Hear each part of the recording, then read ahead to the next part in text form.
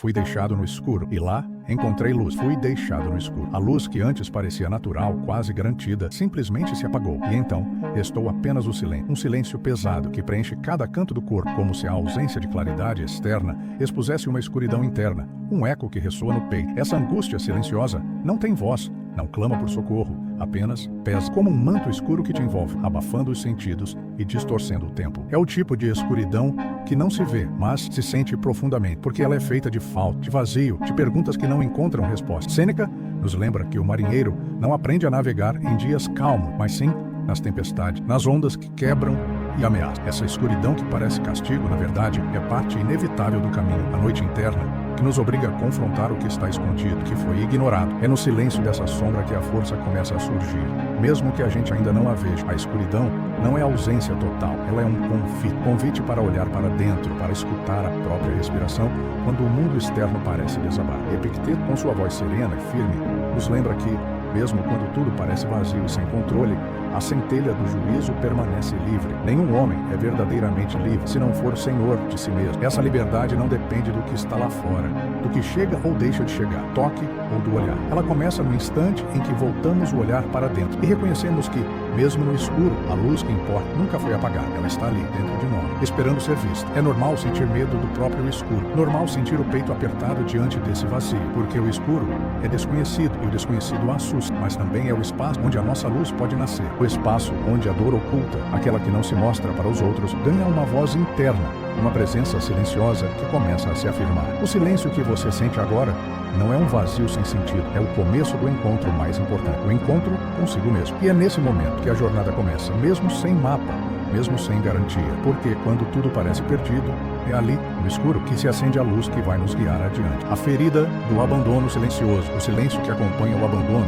é uma ferida que não sangra, mas dói. É o vazio que ecoa quando ninguém pergunta se ainda dói. Quando, em vez disso, se oferece apenas conselhos vazios, frases feitas que soam distantes, desconectadas da profundidade daquilo que você sente. Nessa ausência de atenção verdadeira, cresce um padrão inconsciente, uma espera por migalhas que parecem nunca chegar. Você se reduz para caber no espaço dos outros, aceita menos do que merece, espera mais do que devia, e aos poucos se perde em fragmentos de si mesmo que foram dados para não ficar sozinho. Esse esperar que se prolonga corrói a dignidade, porque amar, quando significa negar a própria presença, é um erro silencioso que se repete com frequência. É um ciclo invisível que se fortalece na rejeição crônica, onde o medo de não caber no mundo adulto se mistura com a sensação de ser invisível, de não existir para quem deveria se importar. O abandono não precisa de palavras para se manifestar. Ele se instala no espaço entre olhares que desviam, nos encontros que não acontecem, no toque que nunca chega. E esse vazio ressoa alto dentro de você, mesmo quando tudo parece calmo. E então,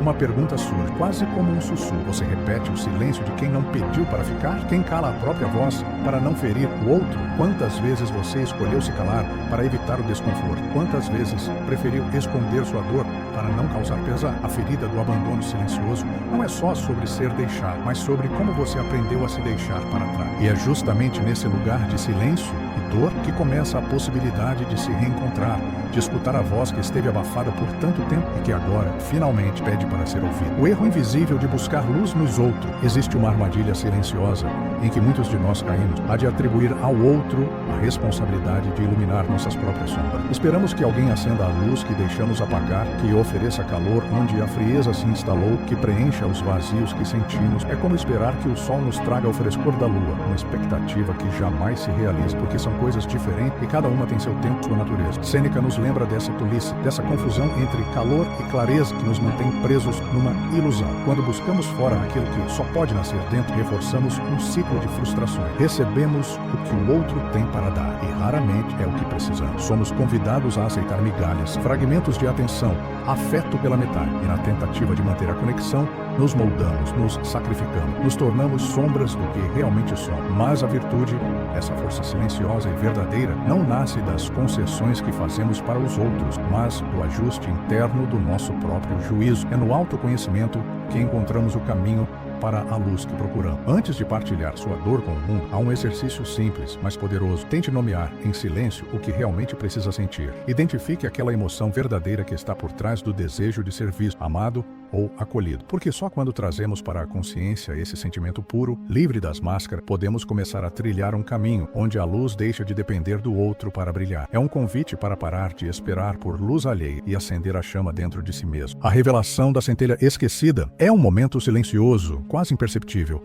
quando todas as expectativas externas cessam e algo dentro de você começa a brilhar. Uma fagulha que nunca se apagou de verdade, mas que ficou escondida sob camadas de desgaste e exaustão. É o ponto de luz que resiste, o fogo que a tempestade não conseguiu apagar. Essa centelha esquecida é como uma tocha enterrada sob escombros emocionais, que só espera que você pare de carregar o peso dos dramas alheios para finalmente reaparecer com força. A exaustão emocional cria um espaço estranho, um vazio que inicialmente parece completo, mas que, na verdade, é o lugar onde sua própria chama pode renascer. Você já não tem forças para sustentar expectativas que não são suas, já não carrega o peso de tentar controlar o que nunca esteve sob seu controle. E é nesse cansaço profundo que a consciência do próprio brilho começa a se manifestar, de forma sutil, porém real. E se não for no pedido, no clamor, na busca desesperada por respostas, mas no silêncio que você ousa finalmente ouvir, que sua luz realmente se revela, e se a paz que você tanto deseja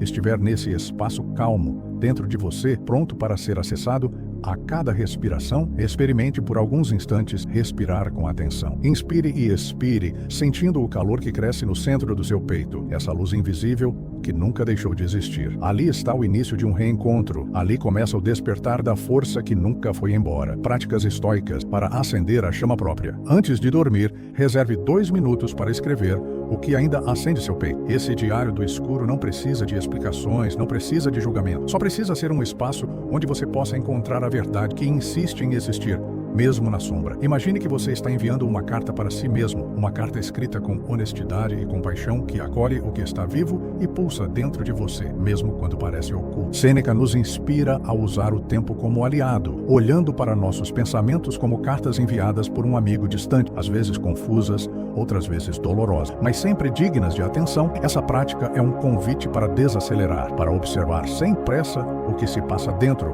para aceitar sem a urgência de consertar. Nesse processo, o autoconhecimento cresce e a chama interna se fortalece. Um exercício simples de autocontrole pode transformar sua relação com o que acontece lá fora. Identifique em voz alta um gatilho que você percebe que costuma levar à autossabotagem. Nomeá-lo é tirá-lo do inconsciente e colocá-lo sob sua vigilância consciente. Essa é a prática do domínio de si mesmo, da verdadeira liberdade que Epicteto tanto ensinou. A presença se torna a base para responder à vida, não para reagir aos seus desafios. É uma presença que acolhe o que é, sem resistência, e que escolhe o modo como se posiciona no mundo. Por fim, mantenha uma âncora simples e constante. O toque do próprio pulso, a sensação do ar entrando e saindo, o ritmo silencioso, como lembrete de que a centelha interna está sempre ali, acesa, esperando que você a veja. Metáfora da tocha que ilumina de dentro para... Imagine uma tocha que não precisa de lanternas alheias para iluminar o caminho. Uma tocha que arde sem precisar de chama visível, um calor que não queima a própria mão,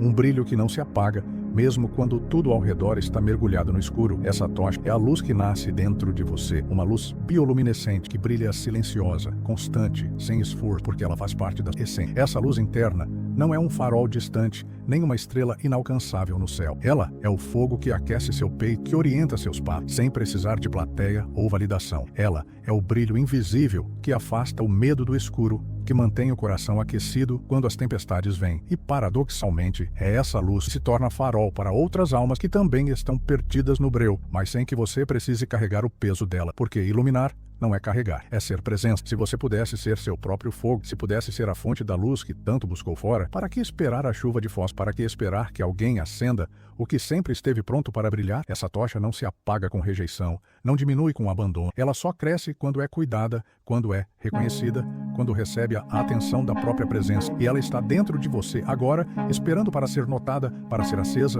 para ser seu guia silencioso. Reconstrução da vigilância interior. Ser deixado no escuro, por mais doloroso que tenha sido, revelou um poder invisível que talvez você não soubesse que tinha, o poder de acender sua própria luz. Essa luz não surge sem a escuridão. Ela nasce da sombra, da adversidade, da luta silenciosa dentro do peito. Sêneca nos ensina que a adversidade adversidade é como um fogo que purifica o espírito, que nos molda com calma e firmeza. Sem escuridão, a luz não se revela com sua força verdadeira. Ela precisa do contraste para mostrar sua beleza, sua resiliência. Marco Aurélio completa essa visão ao afirmar que a alma se ilumina quando deixamos de buscar em outro o que já possuímos dentro de nós. A centelha interna, a força que não depende de aprovação externa, é a base da verdadeira liberdade e da paz profunda. Cuidar dessa tocha interna é uma responsabilidade silenciosa, um compromisso com a vigilância serena, mesmo nos dias nublados, mesmo quando a tempestade insiste em voltar. Então pergunte a si mesmo com a honestidade que só a noite permite. O que você faria hoje para que, ao anoitecer, se encontre com seu próprio farol aceso? Que gesto simples, que palavra silenciosa,